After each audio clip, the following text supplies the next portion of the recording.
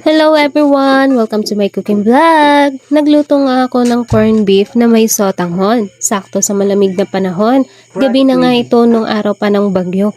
At nagluto nga din ang asawa ko nitong mga kasag. Yummy! So tara, let's get cooking! Natapos na nga ihanda ng asawa ko ang mga gagamitin sa pagluluto. Dapat siya talaga ang magluluto nitong uulamin namin ngayong gabi. Sabi ko, ako na lang magluto para naman may pang-vlog ako. Nagpainit na nga ako ng kaserola at nang mainit na, nilagyan ko na rin ng mantika at ginisa ko na rin yung sibuyas, bawang at nang mag-golden brown na nga ay sunod ko naman nilagay yung corned beef. First time ko nga magluto ng ganitong ulam at talagang patsamba meal ang ganitong luto.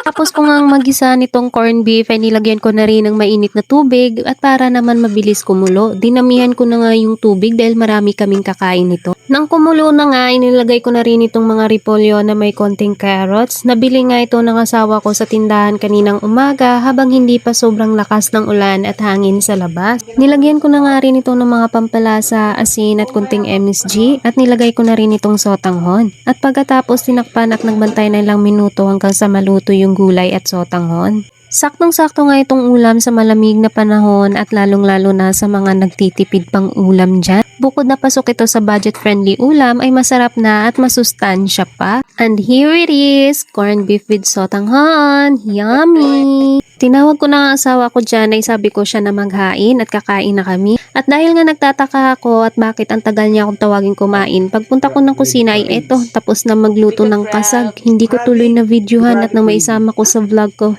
Char. And here it is, crabs, my favorite. So yummy. So ano pang inaantay nyo at kumuha na ng plato at kami ay samahan nyo na rin kumain? Let's eat! At talagang mapaparami na naman ang kain natin ngayong gabi. Itong mahirap ay sabi ako ng sabi na magda-diet na. Paano tayo mag-diet nito? Mukhang only rice na naman ngayong gabi. So sa mga nagda-diet dyan and you felt guilty cause nag-only rice ka or naparami ang kain mo, please don't. Self-love is balance. Hindi ibig sabihin na kung nag-enjoy ka today, bagsak na agad yung health goals mo. Ang importante, you know your limits and you bounce back. Self-love means enjoying moments like this. Kahit may only rice pero with balance, respect sa katawan and without guilt. Kasi at the end of the day, mas masarap kumain kapag wala kang bigat sa isip. Because me, magre-reklamo later na malaki na naman ang bilbil ko. And that's it for today's video. Thank you for watching my cooking vlog. See you tomorrow. Bye!